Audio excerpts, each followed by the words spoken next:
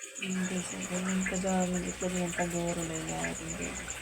Ito yung breeder natin.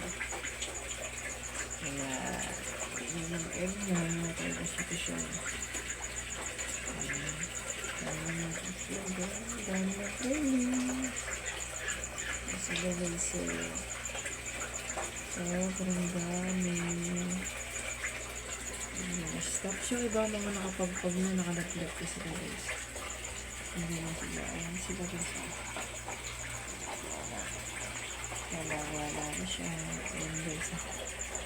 Yung pinag-breeder natin na pagero guys. Masya guys.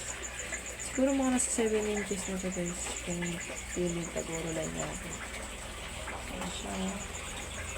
Tapos yung mga anak niya, nalito nga ang dami na sa lapag guys.